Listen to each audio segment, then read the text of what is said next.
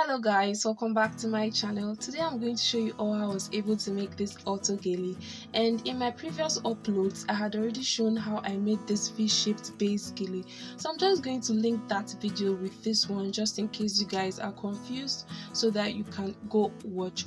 Moving on, for the ruffled aspect, in this tutorial I'm using a satin fabric and it's called doll face. For the ruffled aspect, I'm going to cut out 2 pieces of fabric. So for the first piece, I'll measure 45 inches as the width, while the length would be 24 inches. For the first piece, I measured 45 inches as width and the length is 24 inches.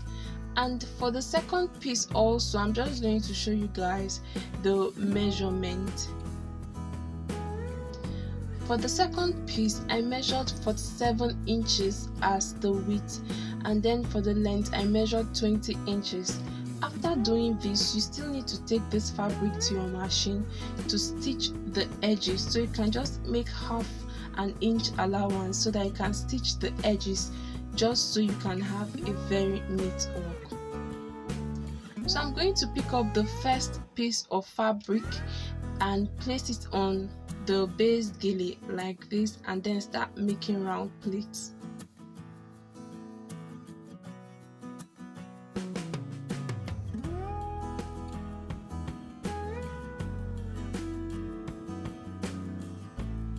So after arranging your pleats, you need to attach the pleats that you just made to the base gele like this. Make sure that you don't attach it on the velcro, but on the base gele where you have the pleats on the base gele, just attach it like that. So I'm going to continue tracing the pleats towards the middle part of the base gele.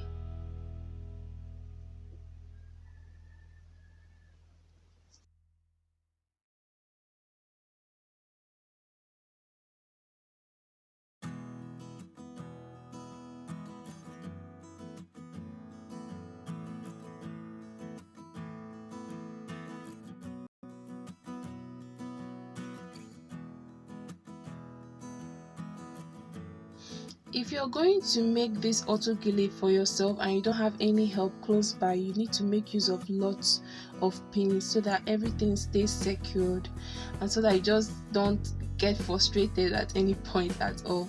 So I'm done doing that. I'm going to pick up the second piece of fabric and I'm just going to repeat the same thing that I did on the first piece of fabric. I'll just quickly make round pleats. And then after making the pleats, I'm going to attach it to the other side of the base gele, same way I did with the first piece of fabric.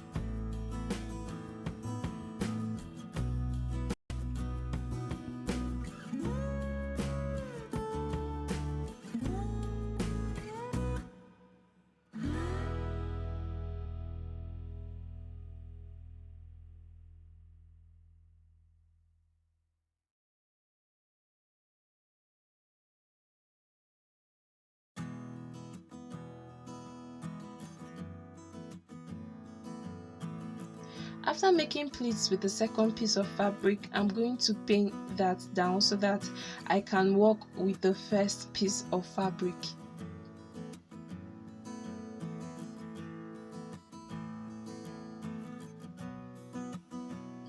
And also at the point where the two fabrics intersect, I'm going to just use needle and thread to stitch everything down so that it stays secured.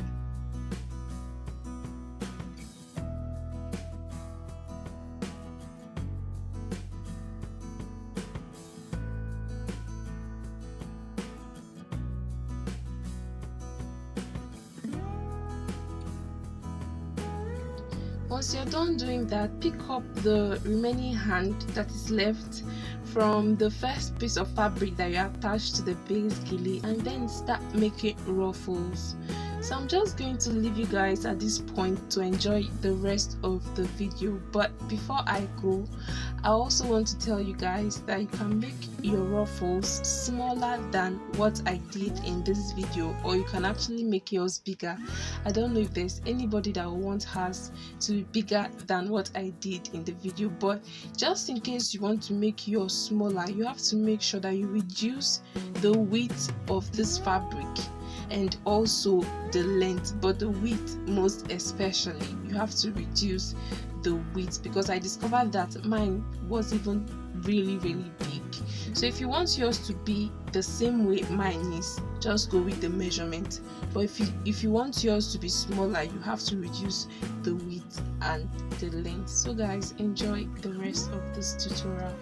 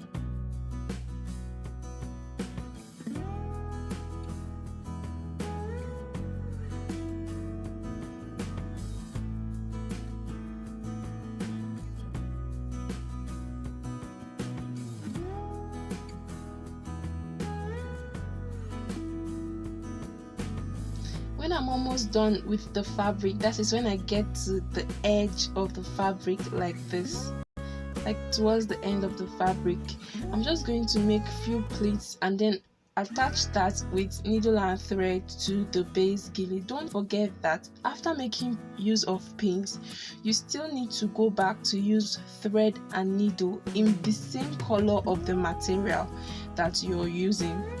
So don't forget that. Don't go using black thread when you're making use of orange satin fabric. It doesn't work that way. It has to be orange thread. So at every point where you have pins, you have to remove the pins one by one and then use needle and thread. I just use pins at the beginning so that it will be easier for me.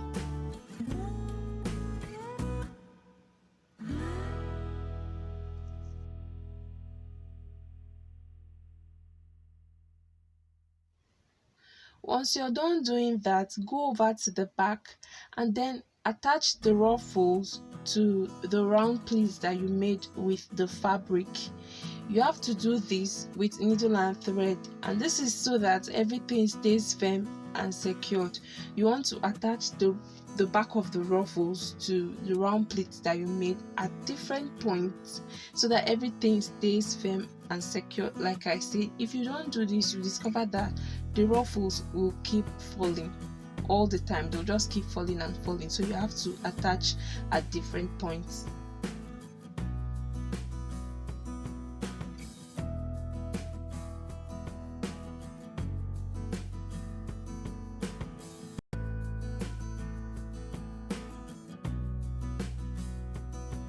Moving on, I'm going to pick up the second piece of fabric and then attach it to the ruffles that we have made like this. I'll be using pins to do this at first, and then once I'm done with pins, I'm still going to run through with needle and thread. And while I do this, I'll just be creating little ruffles as I go on.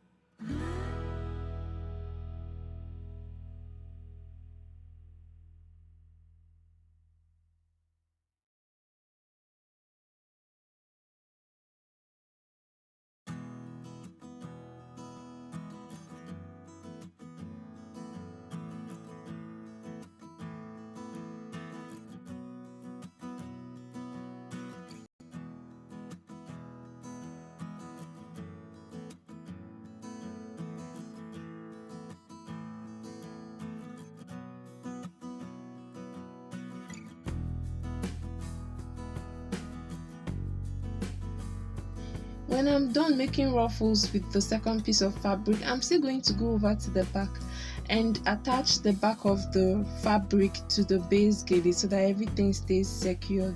When it comes to making ruffles, the part where you have to remove the pins and then use needle and thread to manually stitch is where it becomes time consuming and tiring, but at the end of the day it is worth it, guys. So you have to take your time to do it properly.